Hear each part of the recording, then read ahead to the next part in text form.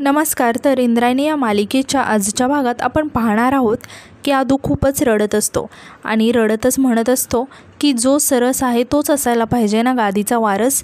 आता हे आदूचे हे सगळे शब्द ऐकून सगळे शॉक होऊन आदूकडे बघायला लागतात. आता आदू पुढे म्हणतो की विठुरायाच्या दरबारात बसलाय तुम्ही सगळे, तुम्हाला खरंच वाटतं का मी सरस आहे? तुम्हालाच काय, तर मलासुद्धा माहिती आहे की मी नाही आहे यासाठी पात्र. असं म्हणतच तो त्याच्या गळ्यातील फुलांचा हार काढून हातात घेतो. आता हे सर्व बघून गोपाळ मात्र खूपच खुश झालेला असतो आणि तो गालातल्या गालात हसत असतो. तर मोठ्या बाई मात्र हे सगळं बघून खूपच शॉक झालेले असतात. आता आदू म्हणतो की या गादीच्या वारसासाठी पात्र व्यक्ती आहे इथे. तेव्हा सर्वजण आश्चर्याने एकमेकांकडे बघायला लागतात, कारण कुणाला काही समजत नाही की आदू कुणाबद्दल बोलतोय. आता आदू पाठी वळून विठुरायासमोर हात जोडून उभं राहतो आणि तो हार घेऊन इंदूजवळ जायला लागतो. तेव्हा इंदू घाबरून थोडीशी 2 पावलं मागे जाते. तर हे बघून मोठ्या बाई मात्र खूपच शॉक झालेल्या असतात आणि त्या उठून उभ्या राहतात आणि आदूकडे बघायला लागतात. आता इंदू खुणावूनच आदूला नाही म्हणायला लागते. तेव्हा आदू इंदूचा हात पकडून तिला सर्वांसमोर आणतो. आता इंदू खूपच घाबरलेली असते आणि ती आदूसमोर हात जोडून मान डोलवायला लागते आणि नाही म्हणायला लागते. आता आदू म्हणतो की या गादीच्या वारसासाठी खरा मान इंदूचा आहे. आता हे ऐकून सगळ्यांनाच खूप मोठा धक्का बसतो. आता आदू म्हणतो की कारण ती सरस आहे आणि तीच या गादीची खरी वारस आहे. वारस नव्हे, तत्व नव्हे, सेवाभाव मात्र तोच. आता हे सगळं ऐकून मोहितरावांना खूपच राग येतो आणि तो रागातच उठून उभा राहत आदूला म्हणायला लागतो की ओ अधोक्षज महाराज, अहो काय बोलताय तुम्ही? आजपर्यंत या मानाच्या गादीवर बाई बसलेली नाही आहे आणि आम्ही इथून पुढेही ते होऊ देणार नाही. तेव्हा आदू म्हणतो की खूप गोष्टी आयुष्यात पहिल्यांदाच होतात मोहितराव. तेव्हा मोहितराव म्हणतो की होत असतील ना. आता तो मंदिरात असणाऱ्या सर्व माणसांकडे बघत त्यांना विचारायला लागतो की अरे थोबाडाकडे काय बघत बसलाय? या गादीचा वारस बाई झालेली चालेल का तुम्हाला? उलटा कारभार चालला इथे. आणि तो मोठ्या बाईंना म्हणायला लागतो की ओ मोठ्या बाई, काय चाललंय हे? तेव्हा आदू म्हणतो की बाईने केलेल्या भाकऱ्या चालतात ना, मग बाईने केलेलं मार्गदर्शन का नाही चालत? तेव्हा इंदू आदूसमोर हात जोडत म्हणायला लागते की अधोक्षज. तेव्हा आता आदू इंदूला शांत बसायला सांगतो आणि म्हणतो की इंदू, आज मला थांबवू नकोस, आज फक्त मी आणि मीच बोलणार. आता आदू म्हणायला लागतो की माऊली, आपल्याला जन्म देणारी बाईच ना, ती आपलं पालन पोषण करते, आपल्याला वाढवते, आपल्याला लहानाचं मोठं करते. आता आदूचं हे सर्व बोलणं ऐकून व्यंकू महाराज खूप कौतुकाने आदूकडे बघायला लागतात. तर आदू आता पुढे म्हणतो की आपल्यावर संस्कार करते ती बाई, ती आई, तीच माऊली. अहो तिच्यामुळेच तर आपलं अस्तित्व आहे. मोहितरावाला आणि गोपाळला मात्र हे अजिबात आवडलेलं नसतं. आता आदू म्हणतो की आपण विठुरायाला पण तर माऊलीच म्हणतो ना, मग एका बाईचं मार्गदर्शन आपल्याला का नाही चालत? ही गादी गोविंद महाराज दिग्रजकरांची जरी असली तरीही आमच्या दिग्रजकरांची किंवा कुणाचीही जहागीर नाही आहे. कीर्तन परंपरेची गादी म्हणजे विठुरायाच्या सेवेची गादी. त्यामुळे ही गादी स्त्री पुरुष असा भेद करेल का? ज्याच्याकडे सेवाभाव आहे, भान आहे, तीच व्यक्ती या गादीवर बसली पाहिजे. आणि तो व्यंकू महाराजांना विचारतो की बरोबर बोलतोय ना व्यंकू महाराज? तेव्हा व्यंकू महाराज आदूला मान डोलावूनच हो म्हणून सांगतात. आता आदू त्याच्या हातातील हार इंदूच्या गळ्यात घालायला लागतो. तेव्हा मोठ्या बाई आदूला थांबवत म्हणतात की अधोक्षज, हे काय करतोयस तू? तेव्हा आदू म्हणतो की जे योग्य आहे तेच, असं म्हणत इंदूच्या गळ्यात तो हार घालतो. हे बघून मोठ्या बाई, गोपाळ आणि मोहितराव खूपच चिडतात. आता बाकीचे सर्व मात्र खुश होऊन इंदूसाठी टाळ्या वाजवायला लागतात. आता मोठ्या बाई रागातच तिथून निघून जातात. आता मोठ्या बाईंच्या पाठी प्रेमनाथसुद्धा तिथून निघून जातो.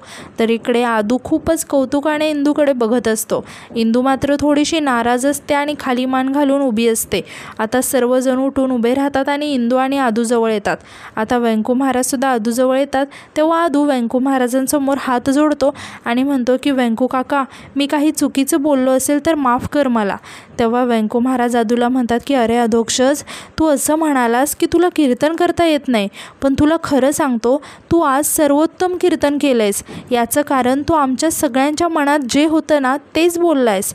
विठुरायाच्या अखंड सेवेची वारसा सांगणारी ही गादी स्त्री आणि पुरुष यामधला भेदभाव मानत नाही. तेव्हा सर्वजण आता टाळ्या वाजवायला लागतात. आता व्यंकू महाराज म्हणतात की भेदाभेद भ्रम अमंगळ ही गोष्ट आज तू तुझ्या कृतीमधून दाखवून दिली. आम्हा सगळ्यांना सगळ्यांना तुझा खूप अभिमान वाटतोय. आता इंदूसुद्धा व्यंकू महाराजांसमोर हात जोडते आणि म्हणायला लागते की महाराज, मी नाही आहे पात्र या गादीसाठी. तेव्हा व्यंकू महाराज इंदूला म्हणतात की इंदू, आमच्या सगळ्यांचं तुझ्यावर खूप प्रेम आहे. आम्हाला तुझं कीर्तन ऐकायला आवडतं किंवा आम्ही तुला लहानपासून मोठं होईपर्यंत बघितलंय, म्हणून तू या गादीसाठी योग्य आहेस असं आमचं कुणाचंच म्हणणं नाही आहे. तर या गादीवर बसण्याचा अधिकार तू स्वतः कष्ट करून अभ्यास करून मिळवलेला आहेस. ही वाटचाल तू स्वतः केलेली आहेस. त्यामुळे दिग्रजकरांच्या या गादीवर तू सर्व बाजूने योग्य आहेस. यावर आदू म्हणतो की जो सरस तोच या गादीचा वारस. आणि तो त्याच्या खांद्यावरील उपरणं काढून व्यंकू महाराजांच्या हातात देतो. आता व्यंकू महाराज ते उपरणं इंदूच्या खांद्यावर ठेवतात. आता सर्वजण कौतुकाने इंदूसाठी टाळ्या वाजवायला लागतात. आता इंदू विठुरायाकडे बघते आणि परत व्यंकू महाराजांकडे बघत त्यांच्यासमोर हात जोडते. आता व्यंकू महाराज गादीकडे हात करत इंदूला गादीवर बसायला सांगतात. तेव्हा इंदू आदूकडे बघायला लागते. तेव्हा आदूसुद्धा हात पुढे करत इंदूला बसण्याचा इशारा करतो. तेव्हा इंदू पाठी होते आणि म्हणायला लागते की अरे अधोक्षज, काय बोलतोयस? ही गादी व्यंकू महाराजांची आहे. आणि ती गुडघ्यांवरती बसत म्हणायला लागते की माझी जागा त्यांच्या पायांशी आहे. आता इंदू म्हणायला लागते की तुम्हा सगळ्यांच्या इच्छेचा मान राखते आणि इतकंच सांगते की या गादीला मिळालेली कीर्तन सेवेची परंपरा मी आयुष्यभर जपेल असं वचन देते आणि हा वारसा स्वीकारते. रामकृष्ण हरी. तेव्हा सगळेजण खुश होऊन म्हणायला लागतात की रामकृष्ण हरी. तर अशा प्रकारे इंदू आता दिग्रजकरांच्या गादीची वारस झालेली असते. आता आदू व्यंकू महाराजांकडे बघायला लागतो आणि त्यांना गादीवर बसण्यासाठी आग्रह करायला लागतो. तेव्हा व्यंकू महाराज त्या गादीवरती बसतात. आता आदूसुद्धा व्यंकू महाराजांसमोर गुडघ्यावरती बसून त्यांच्यासमोर हात जोडतो. आता व्यंकू महाराज आदू आणि इंदूच्या दोघांच्याही डोक्यावर हात ठेवतात आणि त्यांना आशीर्वाद देतात. आदू आणि इंदू खूपच भावूक झालेले असतात.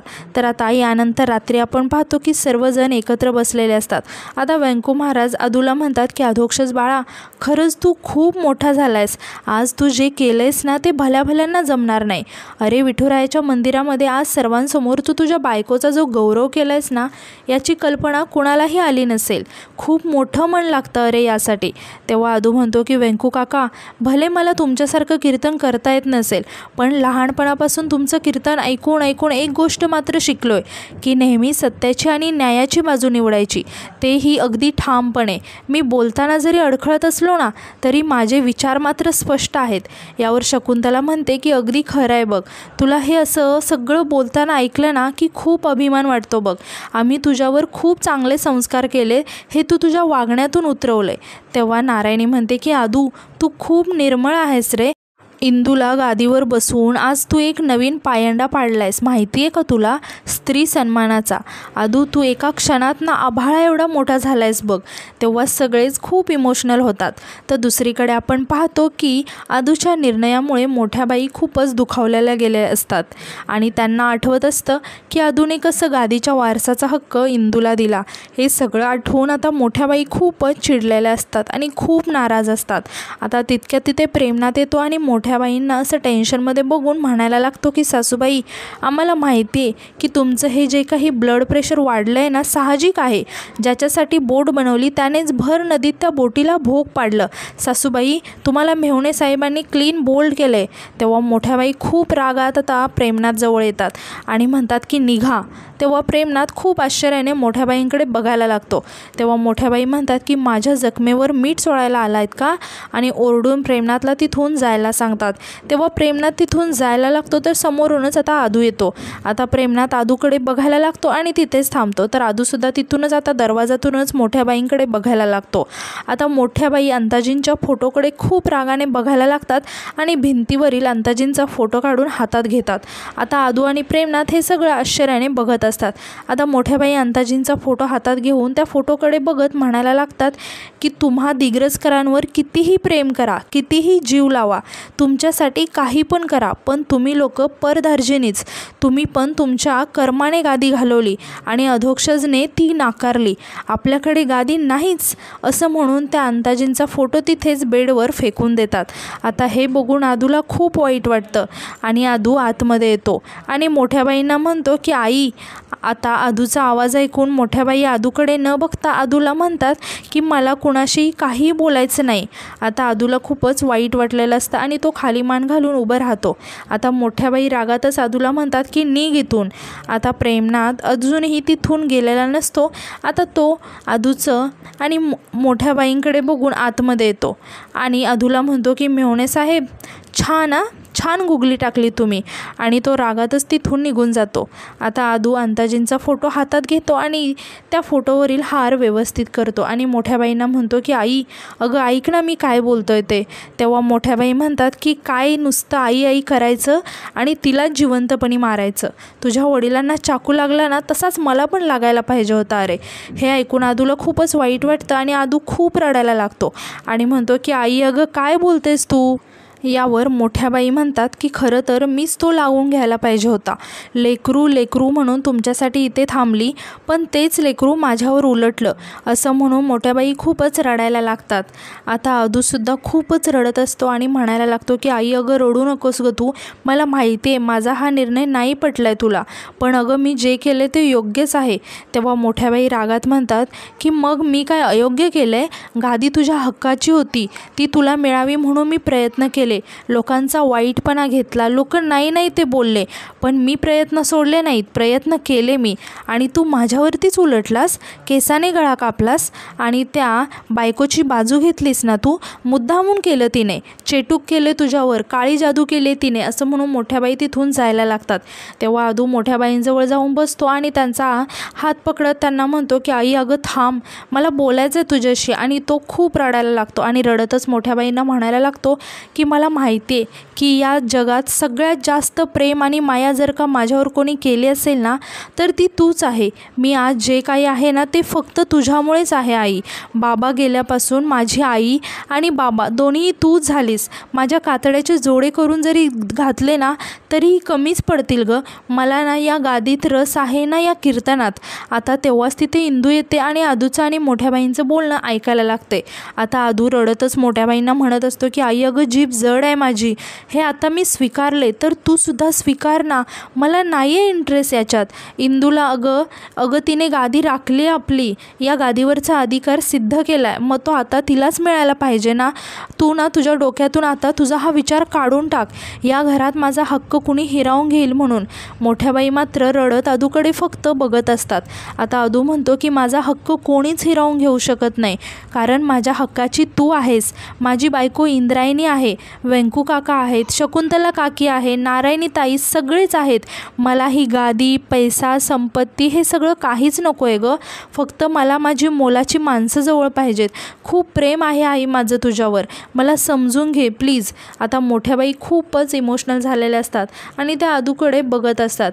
आता इंदूसुद्धा हे सगळं बघून खूपच इमोशनल झालेले असते.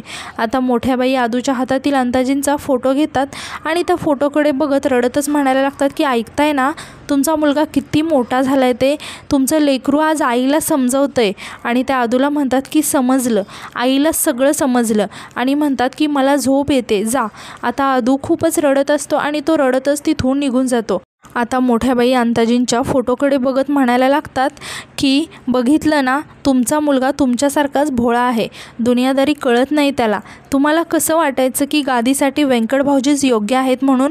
आता इंदू मोठ्या बाईंचं हे बोलणं ऐकत असते आणि ती खूपच इमोशनल झालेली.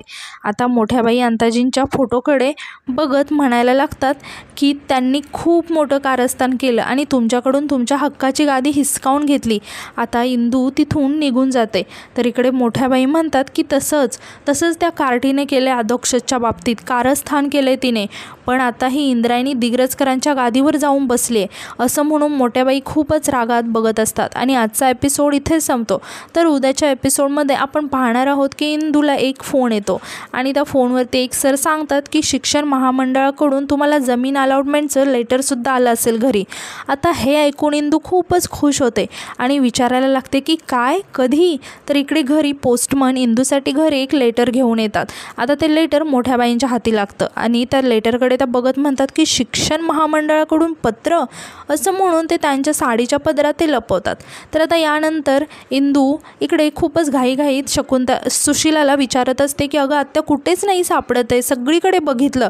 तेव्हा मोठ्या बाई सांगतात की ते एक पोस्टमन आले होते, त्यांनी मला काहीतरी दिलं. आता इंदू रागातच सुशिलाला म्हणायला लागते की तू जाळलंस का ते पत्र, अगं एकदा नीट बघायचं तरी. तेव्हा सुशिला म्हणते की मग तू ते नीट ठेवायचं ना, मला कशाला विचारतेस आता. तर हे बघून मोठ्या बाई मात्र खूपच खुश झालेल्या असतात आणि हसत असतात. आणि आजचा एपिसोड इथेच संपतो. तर आजचा एपिसोड तुम्हाला कसा वाटला हे कमेंटमध्ये नक्की सांगा आणि नवीन एपिसोडसाठी आपल्या चॅनलला सबस्क्राईब करा. धन्यवाद.